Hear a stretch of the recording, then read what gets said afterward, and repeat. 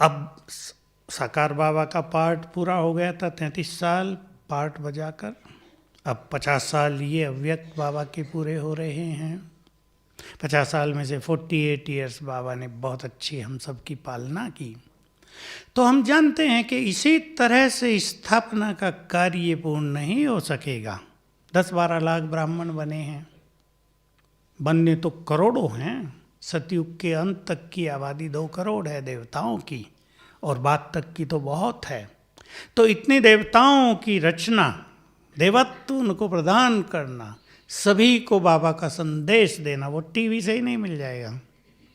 तो अब तीसरे पार्ट की जरूरत है, और वो बाबा की मुरलियों में आप सब अगर ध्यान दें उन बातों पे, उस दृष्टि से मुरलियों को सुनो तो सब आता रहता है, साक्षात्कार होते रहेंगे। आया मुरलियों में 2 मास में कितनी बार आया। बाबा तुमको कितना बहलाएगा, पहाड़ियों पर रखेगा, पता भी नहीं होने देगा विनाश कब हो गया, मगन रखेगा गोल्डन एज में, सूक्ष्म वतन में। सुना है ना सभी ने। एक और पाठ चलेगा जो अव्यक्त मुरलियों से स्पष्ट है, जो इस देव देवियाँ हैं जिन्होंने अपनी स्थिति को बहुत महान बनाया है, वो साक्षात्कार रूप में प्रत्यक्ष हो जाएंगी और उनके द्वारा बाबा साक्षात्कार कराएगा। तो एक इस देवी कहीं जैसे साक्षात्कार हुआ, यानी वो प्रख्यात हुई, लोग कहेंगे देवी प्रकट हो गई। उसके जितने भगत संसार में हैं वो 1 हफ्ते में भागाएंगे उसके पास। और जो देवी कहेगी सत्यवचन महाराज, कितने देवता तैयार हो जाएंगे। फिर दूसरी जगह किसी देवी का या देवता का साक्षात्कार होगा, ये होता रहेगा, आज यहाँ कल वहाँ परसों वहाँ, धूम मचेगी। तो एक साक्षात्कार करने वाले होंगे, दूसरे कराने वाले। ये विजयी रतन, उसमें से पहली 25 आत्माएं, ये सब मुरलियों में है, अव्यक्त मुरलियों में। विजयी रत्नों में 108 की माला में पहले 25 रतन बहुत बहुत महान आत्माएं हैं।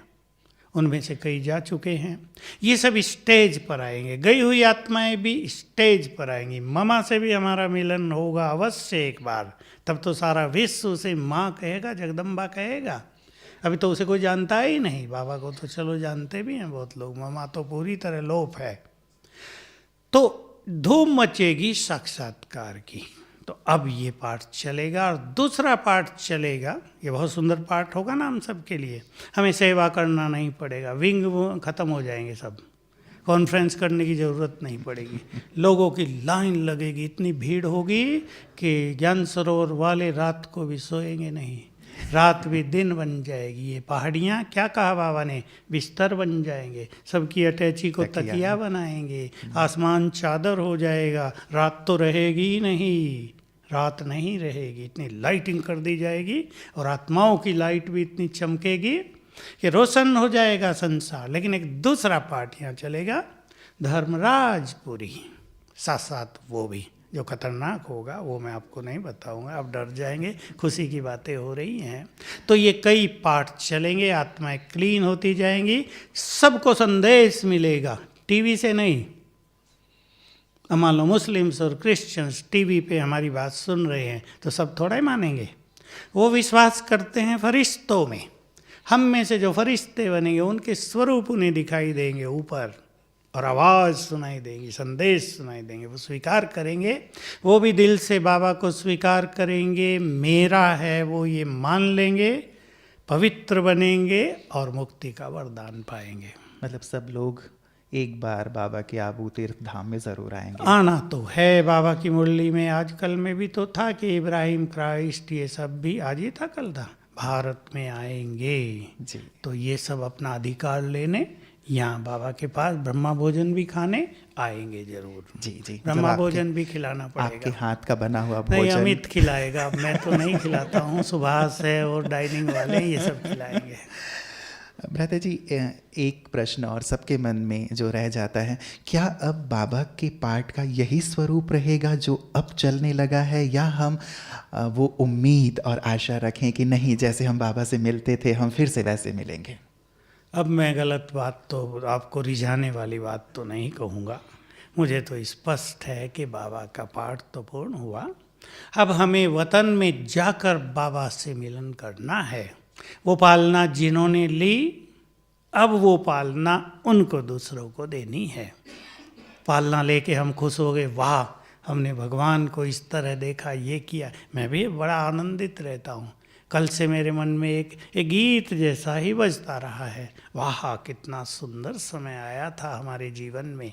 अब से 50 साल पहले से हमने तो देखा, तो अति सुंदर सीन देखे संगम युग के, कभी कभी वो मुझे याद आते रहते, अचानक क्लिक हो जाते हैं। तो लेकिन इससे ही काम नहीं चलेगा। अभी जो बाबा ने हमें पालना दी, वो पालना हमें दूसरों को देनी है।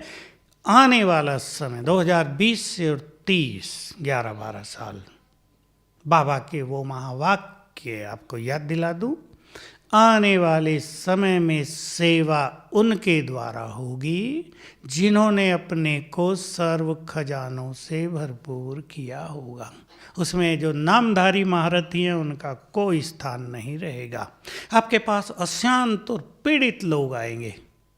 इसमें ये नहीं आप बड़े हैं या छोटे हैं, आपकी स्थिति क्या है, आपने दृष्टि दी, 2 शब्द बोले, उनकी पीड़ा हर ली, ये सेवा चलेगी। दृष्टि से, वाइब्रेशन से। एक बहुत सुंदर मुरली आने वाली है, अव्यक्त मुरली, 2 संडे बाद आएगी, एक अगला संडे आ रहा है, इसके अगले। बहुत गहरी है, बहुत गहरी। मेरा दिल खुश, क्योंकि मैं रिकॉर्ड करता हूँ पहले ही, दिल खुश हो गया उसे पढ़ के। ग्लोब पर बैठ के सारे विश्व को दृष्टि दो। मैं सुनाता तो हूँ, पर आज उसमें विशेष बात ये थी, बाबा कह रहे थे सारे विश्व का चक्कर लगाओ। अब चक्कर लगाओ कैसे? तो कहा कि ग्लोब पर बैठो, बीज रूप में स्थित हो जाओ, चारों ओर संसार को दृष्टि दो, इससे तुम्हारा विश्व का चक्र लग जाएगा। ये बहुत ही गहरी बात। तो ये काम अब होना है और आप सब कई कर भी रहे होंगे।